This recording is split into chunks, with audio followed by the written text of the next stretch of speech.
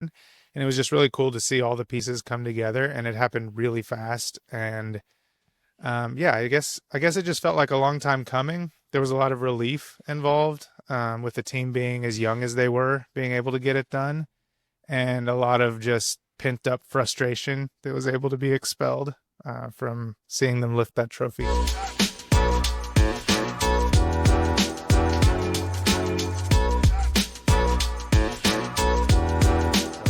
When they won the championship, just go over your feelings, the fans' feelings, your friends, and just the environment within Oklahoma City of just achieving that ultimate goal. Uh, well, it felt like the culmination of a long journey. Like you can kind of draw a really good arc of this franchise since arriving from Seattle with the first iteration and the way it ultimately disappointed, even though they had a lot of success. I think everybody kind of considers that a bit of a failure, when you consider that they had, such high level players and couldn't get the job done. And then Sam Presti got another go around, which is something you don't often see GMs get after a failure to some degree, is get a chance to learn and display the learning that they experienced from the first experience and get to try again.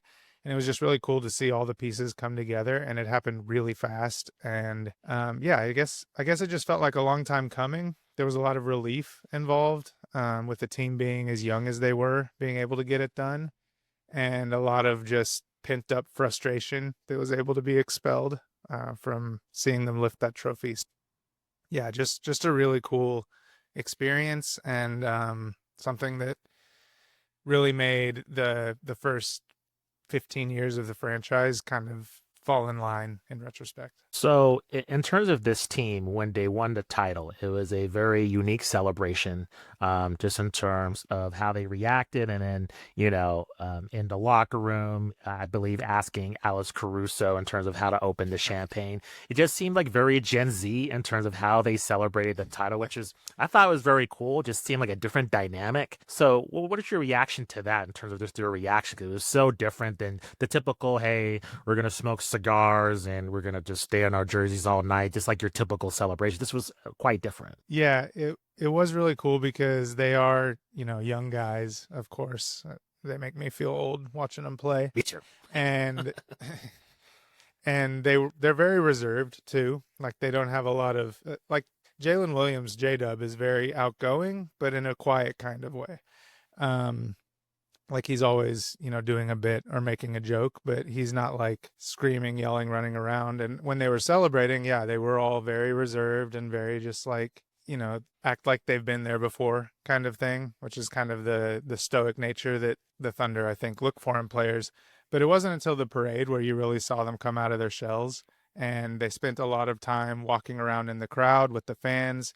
We got to hear from the role players. So like Aaron Wiggins and Jalen Williams, J Will had like great speeches where they, J Will made the mayor blush by throwing out some swear words. And it was just really cool. And then like Shea walking around in the crowd with the trophy, letting people touch it. And just to see these guys come out of their shells again, a pretty reserved group in general, especially on camera, and to see them really break out, it was very cool. So, in terms of the fan base, what did it mean to them in terms of what you're monitoring on social media or even like in person interactions or just through your everyday life? Can you kind of put in context what this championship meant to Oklahoma City specifically? Well, it's funny when during the parade, and nothing with this franchise is accidental, right? Everything is planned down to the letter, but the parade route was planned to come around right in front of the Oklahoma City bombing memorial. So there's some really cool pictures you can see of the bus with players with their arms outstretched and the bombing memorial in the background.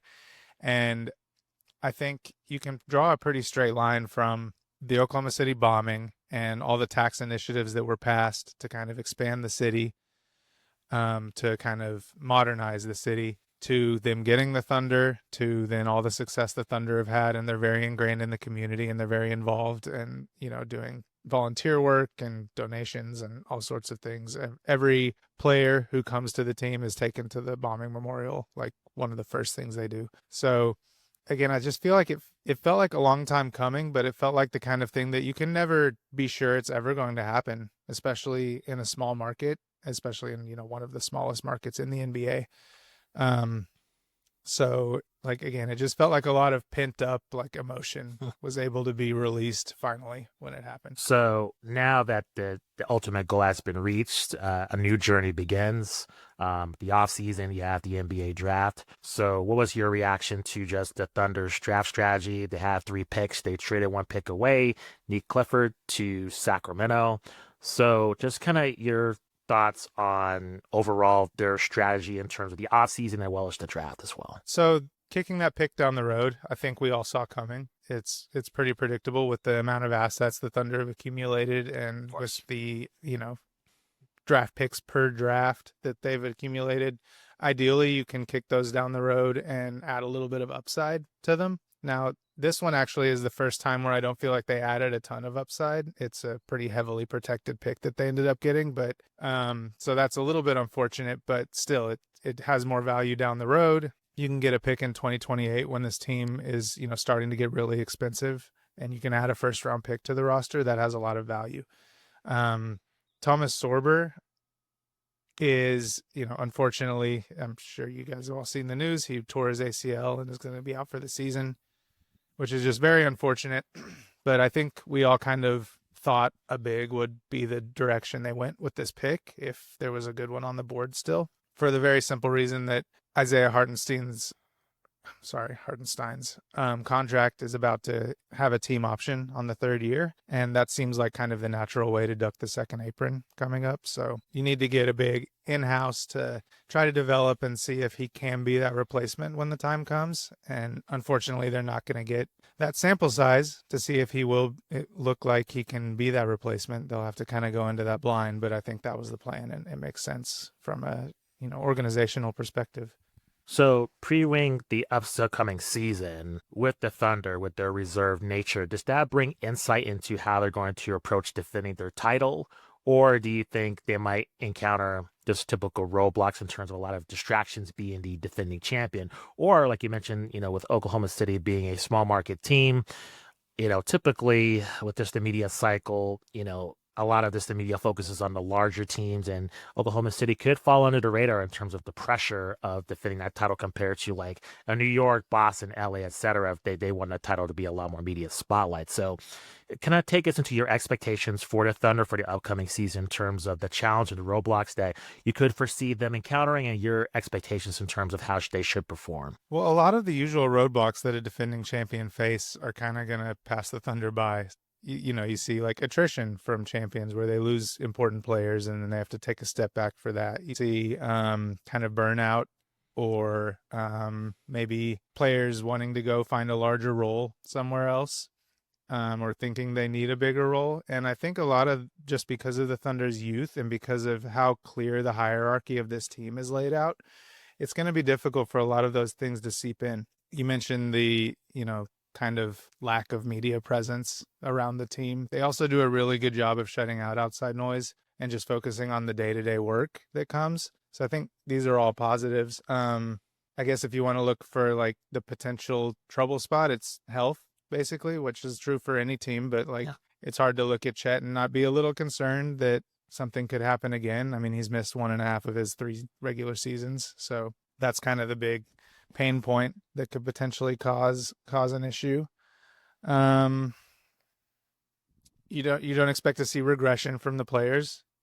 We should see progression with their ages. They gained playoff experience, which was really one of the big things holding them back. Even this playoff run, they choked away, 2 or 3 games that I can think of off the top of my head. Game 1 and 3 in Denver, game 1 against Indy were just complete choke jobs where their lack of experience really showed. And you hope that, they've learned from that and have grown from that. I guess if I have to point at one thing that is kind of up in the air, we didn't get a full sample size last season of the double big lineup. So Chet and Hartenstein together. Due to injury, Hartenstein missed the beginning of the season. Chet missed the entire middle. And then when Chet came back at the end, he was missing games here and there for maintenance and for, skipping back to back. So they only got 20 games together in the regular season. They got the full playoff run, of course, but it's hard to work on things in that setting. Like you really are, trying to do the best thing you can instead of practicing things that you're not really good at. So I think, like, when you look at their numbers last year, they played those 20 games together. They were, quote unquote, only a plus 12.5 together. And I know, rich people problems, right? But this is a team that was plus 15 per 100 when you take out garbage time. So, like, Chet alone minutes last year were plus 16. So it really just remains to be seen, especially when you saw those lineups kind of struggle in the playoffs, how many things they can work out and, bring their A game, their best foot forward when they're playing that double big lineup, because it's an important thing for them in the postseason. So I think that's the one thing during the regular season that I'd really like to see, along with seeing what, Nikola Topic has, if he can be a part of the rotation or if he just needs a developmental year. And he's going to get a lot of minutes. This is not a team that is going to, put the rookies in the G League and, just resign themselves to hoping they can develop in the background. He's going to get minutes this year. So it'll be interesting to see how he can perform too. I want to talk about SGA, and I want to ask, what is the biggest misconception, and you either answer this question however you may like, but what is the biggest misconception or one part of his game that is not appreciated by just your mainstream NBA fan? I don't know if this is exactly what you're looking for, but I hit something that is amazing to me about Shea's game that people don't talk about as often as they should, I think, is his balance. So he's, not the fastest guy like in a 40-meter dash. He's not 40-yard dash. He's not, getting to jump out the gym and dunk on people. And he's, of course, quick as hell, but his balance is really what sets him apart. Like, you see him get bumped off his line and just absorb the contact and stay on balance and be able to finish. He can, get to his spots in a way that seems really easy because of the way he can step without losing his balance, where most people, if they put their foot in that direction, they would just topple over. Like me, I know I almost tore my ACL just like watching him play last year. It's crazy. And you see him every offseason just like working on his core strength and working on his ability to stay centered over his feet. And I think that's kind of like his superpower as a player. So with him achieving all these success last season, my guess is that he's going to handle it just fine. He seems like a pretty even-keeled player, and I think his mental mind state is pretty strong. What are your expectations in terms of the ceiling for the rest of his career? Do you see that he hasn't really reached his potential yet? Or do you think he's this is the max XGA? Or do you think there's another level that we haven't seen in terms of his game? Well, he gets better at something every offseason. So my co-host on Tropic Thunder would say he's in the lab every summer and adding something to his game. And if you look back like all the way to high school, all the way to, Hamilton, he gets better at something every single offseason. And we saw last offseason, he really put in a lot of work on his off the dribble 3-pointers. Now that's something that didn't really hold up in the playoffs all that well. So I would guess that he continues to focus on that. But at the beginning of this regular season, he came in and he was just trying like all sorts of step back, coming around the screen pull-ups, sidestep threes, just all sorts of different varieties of 3-pointers that he had never really attempted before. And he was trying them at volume to start the season. As the season went on, he kind of chipped away at that and found which ones were working best and which ones, he didn't really think could stick around in the season. But just the different variety that he was trying was really encouraging. I mean, there were games where he got up like 8 threes and a half, where it was clear he was just making it a priority to attempt 3-pointers. So I think we'll continue to see his 3-point rate climb in a way that continues to open up the court for himself and for the rest of the team. So I want to ask, in terms of the rest of the Western Conference, do you see any other teams posing the biggest threat to the Thunder? I live in Denver, so the Nuggets come to mind, but they've gone through, There's a lot of change, a lot of turmoil, a lot of questions in terms of what's going to happen in the future. It seems like it's kind of stabilized in terms of the coach they currently have, but still things are up in the air in terms of like Gilgeous' future and what's going to happen there. But it seems like some other teams, they kind of look look good on paper, but we don't really know. And I feel like the Thunder are really the only team in the West I can foresee in terms of a lock to have a long playoff run within the Western Conference. So do you see any other teams within just that conference that might pose a big threat to the Thunder or might make some noise in terms of being at the top of the conference through the regular season? Well, the Nuggets are, the first one that come to mind for me as well. Going into the playoffs last year, a lot of Thunder fans were, I think, most afraid of like the Wolves because they had some weird regular season matchups, which, just I had reasons why I wasn't worried about the Wolves from those matchups. And you can't really take much from the regular season anyways. But for me, it was always the Nuggets because I'm like, they've got that guy, like I can never discount having that guy in the NBA. So, yeah, Jokic is scary. Let me ask you actually, how big of an upgrade do you see Cam Johnson as being from Michael Porter Jr.? It's tough because I'm pretty biased. I've never been a huge fan of Michael Porter Jr., but the insiders that we've spoken to in town have really appreciated his contribution. From my opinion, I think it's a huge upgrade. Um, eh, the Nuggets are always a weird team to me because I think they really do a great job of operating under not the greatest circumstances and really utilizing the talent that they have and maximizing players that might have not been seen as very useful, but really having a huge role in Denver, in particularly Aaron Gordon. I think every time I see him, I think he's fantastic and very underrated. It doesn't get his props in terms of like turning Denver into a power. So I think the answer to the question, I think it is a huge upgrade, but I'm biased. I've never been a huge fan of Michael Porter Jr., to be honest. That's just kind of my personal taste. So I do see it as an upgrade, but I don't know. I think, talking to one of the other journalists that we've had to just preview the Nuggets, they might tell you something different. Yeah, I see it as an upgrade, but maybe not as big as you do. I like Michael Porter Jr. Like I know he has his limitations as a player, but his release point is so high, it's kind of impossible to guard. And just his ability to get up threes at volume, no matter how closely defended he is really valuable to me. I know Cam Johnson is an excellent shooter, but I think you can challenge his shot a little bit more. I know he's great off movement and everything, but yeah, that's fair. And certainly he'll be a huge upgrade over the Michael Porter Jr. we saw in the Denver OKC series. That's for sure. Yeah, totally agree. I want to shift towards some other league topics that are happening in the off season.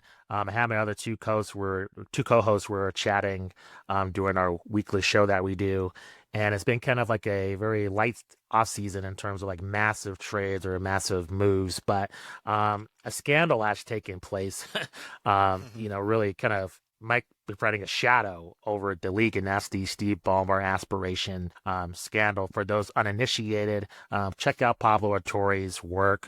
He's the one that's uncovered this and it continues to reveal more news. I just kind of want to get your just overall thoughts about this. Talking to my co-host, I think, and talking to some other journalists, I've been in conflict in terms of how is this going to just affect just the casual NBA watcher and how to really contextualize the story in terms of its importance to the rest of the NBA. So overall, do you think that there's going to be any consequences from the league into the Clippers, Ballmer, or Kawhi? Do you see this escalating to a point to where there's going to be heavy fines, like, voiding Kawhi's contract or, affecting Ballmer? Do you think it's overblown in terms of what consequences are going to result from this? Well, disclaimer, I'm not totally unbiased in this either as the owner of multiple Clippers future draft picks. But I mean, I hope so, man. Like if they do not hit the Clippers hard, to me, they have just laid out like step-by-step instructions for how to circumvent the cap to every single team in the league. And as a fan of a small market team, a team with who the majority owner, not majority owner, but the most forefront owner is not among the wealthiest NBA owners by a long stretch. I think he has a net worth of $400 million, which is nothing to sneeze at. But when we talk about like, I think Steve Ballmer is worth almost 400 times as much as Clay Bennett is. And then of course you have the Warriors and you have Josiah in Brooklyn, and like there are a certain number of owners who can just blow anything financially out of the water that the Thunder and most other teams could ever consider.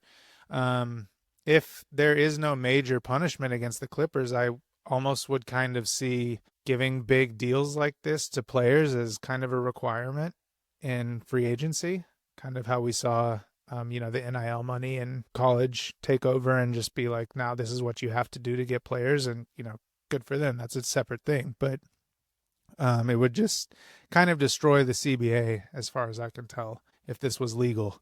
And it's kind of a thing where the NBA wouldn't be saying it's legal, but they would be saying we can't do anything about it if you are just like do the bare minimum of don't put an email out there that specifically says you're going to circumvent the cap, because it doesn't get any more clear than this to me. So I don't think they're going to void Kawhi's contract, firstly, because the competitive imbalance that would just be throwing a grenade into the league to allow him to go sign with somebody on the MLE or something like that would just be absurd.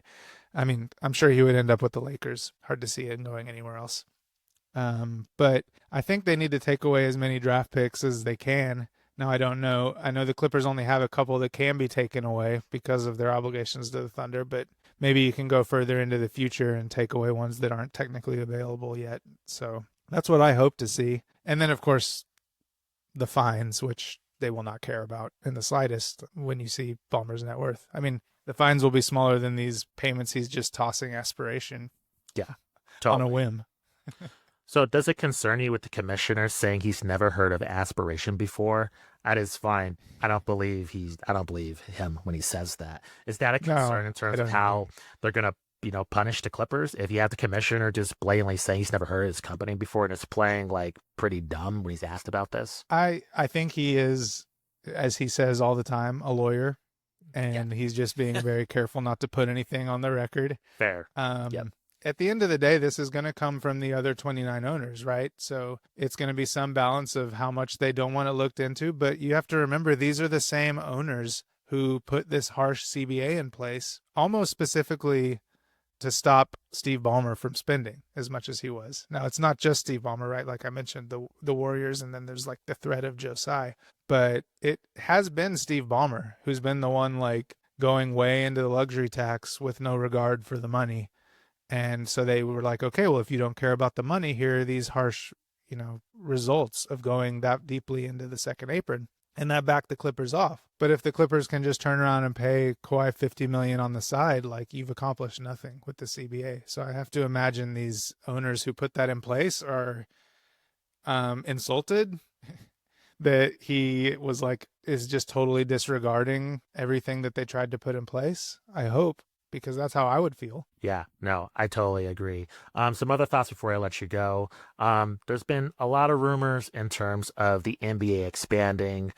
I think common fans would think they're expanding within the United States, but there's been heavy chatter within a lot of NBA insiders saying that the league is searching to expand internationally within Europe and trying to take some of the Euro League teams and creating their own NBA Europe.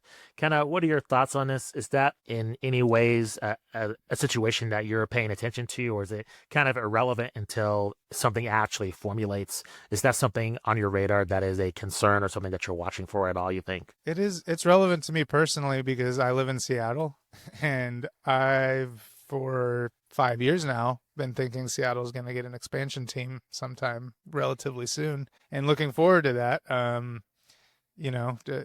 Would still of course be a Thunder fan first and foremost, but hey, they'd come to Seattle and play a couple times a year. That would be awesome, and just to have access to NBA basketball closer than a 4 hour drive to Portland would be excellent for me. So disappointing news for me personally. I don't understand why they're starting the NBA Europe expansion with two teams in England is strange to me. From my understanding, it's very unpopular in England. Like they don't have a Eurobasket team because of its unpopularity. Um, so yeah, just a weird selection, but I guess there's nobody to compete with in that market is maybe what they're thinking. Um, I can't think that like the travel, if they want to compete with NBA teams, is going to be anything realistic. Like they'd have to schedule long breaks around them. So just strange decision to me, but I guess it's a whole other market they're just trying to capture the revenue from. So Yeah, I would love to see their projections of it. me too. I agree with you. I think when there's such a lot of lucrative opportunities within the United States and how the WNBA is expanding aggressively.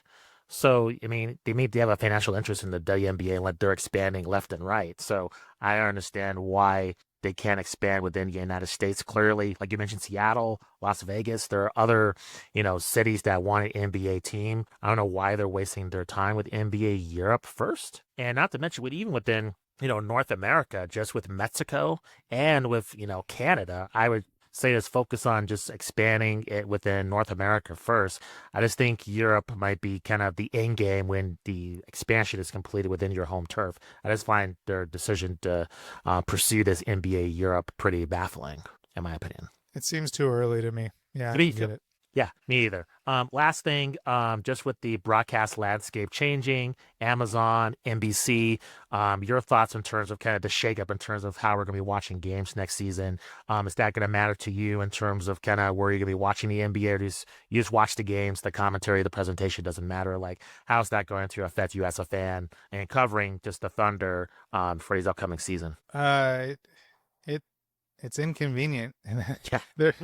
It's a lot, man. So as a non-local OKC Thunder fan, so I obviously can't get like the local broadcast channel. So my solution, of course, I just always had League Pass, which was awesome when they were tanking and were terrible because I could watch all the games. They had like maybe one game on national TV or something, and that I had to find a workaround for. But every game was available on League Pass except the 4 Portland Trailblazer games that are blacked out, even though it's 4 hours away.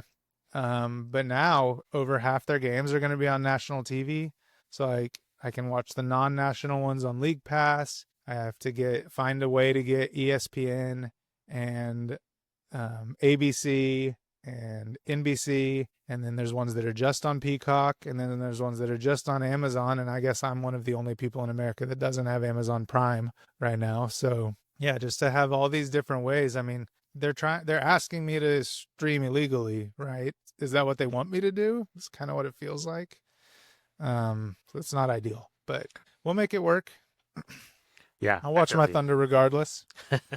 No, I totally agree. It's just becoming very cumbersome just to keep up with the league. And I get it with Adam Silver wanting to be on the forefront of technology, but I think he sometimes fails to remember how it is to be a fan, just to watch all of this content in an easy manner. So I just hope that maybe he listens to some fan feedback in terms of how this next season is going to go with finding these games. Yeah, he did seem to walk it back a little bit, but that quote he had about it being a highlight league, yeah, and like, what do you think about the people who can't afford all these channels? And he was like, let them eat highlights, and it was just a real slap in the face. And not that I'm necessarily one of those people who can't afford all the channels. I'm probably not going to buy them all because it's just too much. But to just completely disregard a whole section of the fan base who has financial realities to deal with was. I was more upset about that than I was about the Kawhi stuff for a day. Like, just so detrimental to the league if that's the attitude. I agree. I think that poses way more harm to just the fans in the league. Just those comments. Completely agree. Steve, thank you very much for spending the time. Truly appreciate it. Can you let our audience know where they can find you on social media, where they can find the podcast, and where they can find any other things you're working on as well? Yeah, I'm at Steve Thunderfan on Twitter. Our podcast is at OKC Tropic Thunder. We have a WordPress site that we post, articles we've written on sometimes, but it's mostly just the podcast. And there's like 5 or 6 of us. You can follow us all on the podcast page. We're all in the bio. So it's a good group of guys. We're all over the country and just really passionate about the team. And yeah, just putting out content. Awesome.